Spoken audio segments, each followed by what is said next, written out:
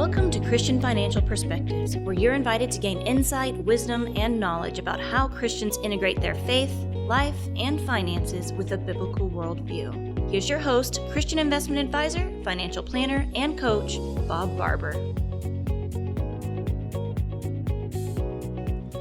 Welcome to another episode of Christian Financial Perspectives. Bob, we're at episode 122 now. Can't believe it. We're getting up there in the numbers, definitely. For sure. As of now, we are recording Gold Fever. Is it worth it?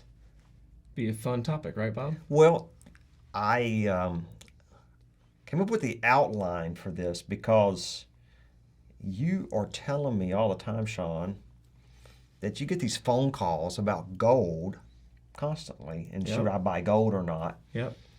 And so I have some opinions on that Yes, I'm going to share yes, today. You do. And I thought, the great title for today's podcast would be Gold Fever. Is it worth it? And so we got a lot to talk about in regards to gold, and I think that you're going to find this very informative. And should you buy gold or not? Yes. Is it a good investment? It'll be very helpful when I get those calls, that instead of having to pretty much answer the same thing repeatedly, I can say, well, I could explain it to you, but Bob and I actually recorded a full-length episode on gold. Yeah, that's right. Is it worth it? So I think it's important first to look at the history of gold, because gold has quite a history. And it's been around for a while. It has. I mean, you go all the way back to the Roman days and biblical days. I did some searching this morning on my Google search and went to Bible Gateway. I love that website and have loved it for years. You can put in the word gold, and you're going to come up with more than 440 scriptures, depending on which version. Wow. But it all is around that many times where gold appears in a scripture. So gold's been around a long time. Yeah. It's mentioned in the Bible many, many times. And I was looking, we've got some scriptures to share here. Well, before we share those scriptures, just to kind of summarize the history, gold was once considered a source of wealth and currency in the pre-global / pre-digital world economy. The Roman Empire in biblical times, like you already mentioned, and at that time, it was readily accepted as a form of payment. That's right. Yeah, you had gold coins and silver coins. Yeah. Yeah, so it was the currency of that day. And for a long time it was. So 440 times, Bob. Now, are we going to cover all of those today? Or did you select just a few? Okay, good. Picked a few. Why don't you go over those first two I have there? Sure. Genesis 13:2. Abram had become very wealthy in livestock and in silver and gold. Didn't mention money, did it? It mentioned silver and gold. Exodus 25:28. Make the poles of acacia wood, overlay them with gold, and carry the table with them. That was for the ark. Yeah. Okay. I guess to make it beautiful and, add more value to it. And Solomon accepted, he had more gold than anybody. Yeah. And Solomon, who was considered one of the wealthiest men in the whole entire Bible, if not the wealthiest man to ever live on the face of the earth. He was up there. Solomon received, the weight of the gold that Solomon received yearly was 666 talents. That was 1 Kings 10:14. Now, Bob, do you know how much is interesting to got the 666. Yeah, how much is a talent? It almost seems like it's not how many pieces, but the weight or the size of it. Well, do you have any idea? With inflation, I'm not sure, but I've heard a talent in biblical times could be worth as much as, in today's dollars, as much as $25,000 to $30,000 to $100,000. Wow. Yeah. Okay. Wow. 1 Kings 10, the weight of the gold. Okay, we already read that one. So it's like 2 Chronicles, verse 15. The king made gold and silver as common in Jerusalem as stones. So, wow. I guess it was.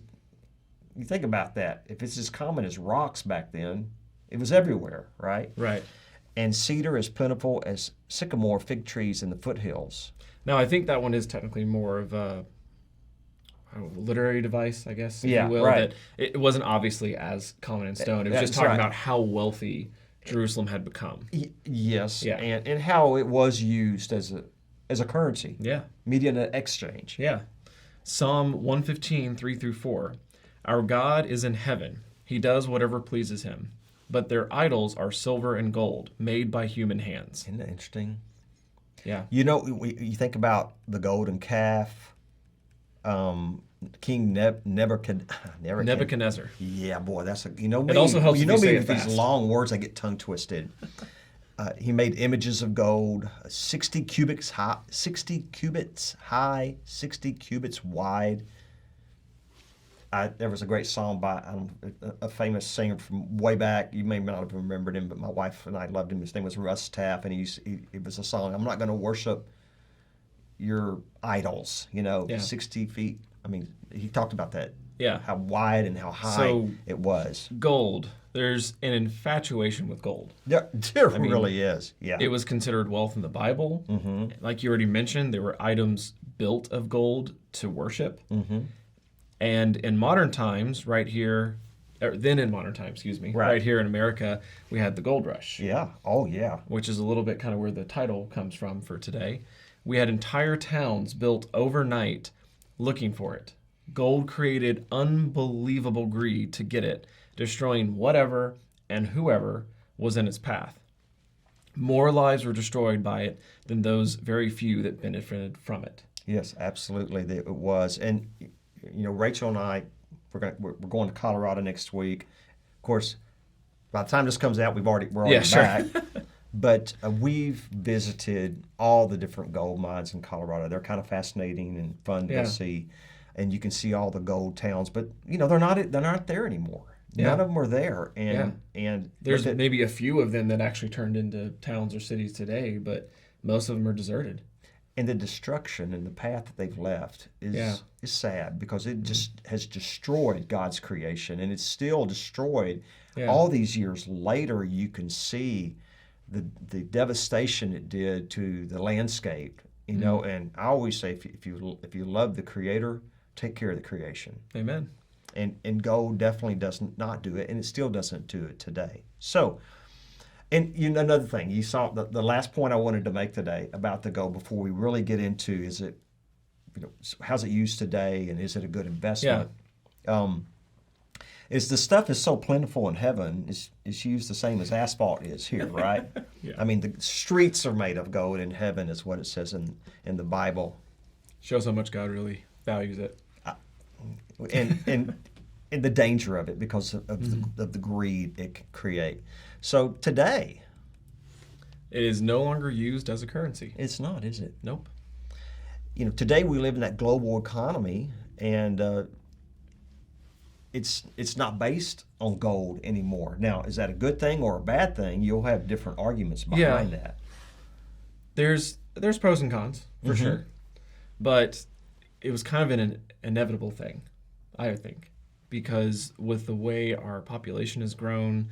And just, you have your modern fiscal policy. There's, again, pros and cons. The weight of it, carrying it in your pocket. But it was kind of an inevitable thing that at some point we would grow past even needing to base the currency in gold. Love it or hate it, but that's where we are. And to get it, to convert gold to a currency that you can use, there's very high transaction cost. That is very true, yeah. To do that. If you're actually wanting to go back to gold, like trade, buy physical gold. And the gold standard, Britain stopped using it back in 1931. The U.S. followed that just a few years later in 1933, and we abandoned the complete system of it by using it in 1973. So it's been many years that gold has not been used as a currency, and the only way to use it as a currency is you have to convert it to a currency. Which carry those high transaction costs, whether you're buying it or selling it. That's right. Yeah. So let's talk about the returns of gold. Okay. And I think people will be surprised to find that. So the returns aren't high? In fact, that's nearly a joke. The point is that it has historically low returns. It does. And we pull this, you can look at it yourself. There's a 100-year chart for historical gold prices from macrotrends.net. But the long-term returns for gold are minuscule at best, with less than a 1% annual average return for those that have held it over the last 10 to 20 years. In 1980, gold was selling around $2,500 an ounce. 10 years ago, it was around $1,700 an ounce. So stop right there. No, wait a second. Did you just read that? 1980. $2,500 an ounce. And 10 years ago. $1,700 an ounce. What does that sound like? Deflation? It sure does. As far as the value of the gold itself. Yeah. And today. And as of the time of making this episode, gold is around $1,775 an ounce. Still not back up to the $2,500 an ounce like it was in 1980. And if you go back 10 years and you look at the difference between what it was 10 years ago and even today, the total return, this is not an annual return, okay? This is the total return, is 4.5%. Wow. Okay. So in other words, 0.45% annually, which is terrible. If you'd have bought it 10 years ago. Yeah. So the return of gold has not been good at all over the long run. Maybe the short run, but not the long run. Also, go ahead. Gold produces nothing, nor pays any interest or dividends. Can I say that again? Gold produces nothing. It doesn't pay any dividends. It doesn't pay any interest. And unlike stocks and bonds, a purchase of gold is not an investment in any company's income or growth. Gold, as we said, doesn't pay any dividends or interest. Completely. Just, I don't understand that, but I do understand it. It's just metal. That's all it is. Yeah. Okay. It's very environmentally hard on God's creation. Yeah. Gold is without doubt one of the world's dirtiest industries. As I researched this, I was amazed at what I found. Gold miners use cyanide and generate massive amounts of waste and leave long-lasting scars on landscapes and communities. And it's been linked in other countries to social injustice and human rights violations. Man. Yeah, How I about bet, that? just go to Colorado or anywhere that there were old gold mining areas, and you can see what we mean by all these scars that they leave on the landscape. You can also, there's a website, earthworks.org. They have information on dirty gold, and then there's also theworldcounts.com. They have information on environmental effects of gold mining. Yeah, so. and it really gets into detail about all the areas that what they use. And it was amazing. Here's my gold wedding ring, and just to make that. Yeah. How much waste was produced. Yeah. To make that waste that now has toxins in the soil. Yeah. And again, this is God's creation. And it's sad too, Bob, because it's not so much that the practices have changed. It's just gotten larger and for the most part moved away from, say, the United States to other less developed countries, which makes it even worse because it takes advantage of the local governments and the people even more. Next, gold is expensive to buy and sell because of high commissions. In my research, I found the lowest commission was around 1% to 2%, with an average around 5% to 6%. Wow. There's the professional. Okay, I always say that word. I'm not even sure how to say this, but I'll try. Professional numismatist was skills? numismatic, but it's Okay. guide. And the average commission for 1 ounce of American Eagle or Maple Leaf coin is about 5% to 6%. Wow. Okay, now remember we went back the last 10 years. What did we see? The rate, It total was return? 4.5% for Okay. 10 years, or a little less than 0.5% a year. Okay, but think about the 4.5%. Okay, if the average cost to buy and sell Was is 5 to to 6%, 6%. if you own it for 10 years, You still haven't even made your money back. you haven't made any because of buying and selling. So it's Wow. the high expense of it. What's this next one, Shawn? Higher taxes on gains. How This about is an that interesting one? I actually Yeah. didn't know this one. Mm-hmm. So I did. I've heard this many times, but go ahead. Yeah, the U.S. Internal Revenue Service, IRS, categorizes gold and other precious metals as collectibles, which are taxed at a 28% long-term capital gains rate. Wow. Gains on most other assets, for comparison, held for more than 1 year are subject to 15 to 20% long-term capital gain tax rates. So not only is the return abysmally low, at 4.5% over total over a 10-year period. And there's a 5 to 6% commission each way, buying it and selling it. Right. On top of that, you're paying 28% long-term capital gains rates. If you have any gains. Of course, the odds you're going to have gains. If you have any gains. Yeah, that's a good point. The odds of having any gains is not very high. Wow. So the last point I want to make today is it can't compare to the long-term returns, okay? Let me start over on that. It cannot compare to the long-term returns of a well-diversified portfolio of stocks and bonds. Yeah. Okay? The historical rate of return is nowhere near that. And I'm talking about a well-diversified, not in one stock, not in one bond, but a well-diversified portfolio of publicly traded stocks, large, small, mid-sized companies across the globe. And the ease of buying stocks and bonds today is so easy, and the transaction cost is so low. Yeah, it's practically zero cost. In many cases it is.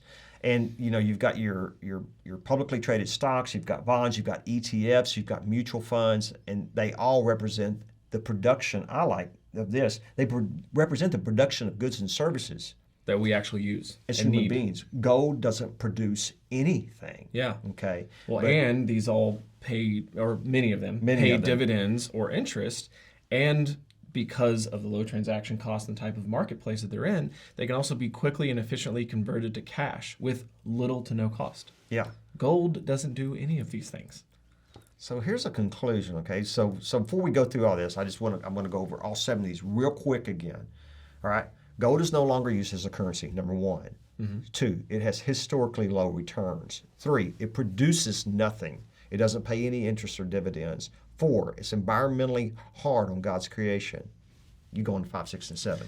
Number 5, expensive to buy and sell because of high commissions. 6, there are high taxes on gains, if you have gains, at a 28% rate compared to 15 to 20% rate for other assets that you've held for a year or longer.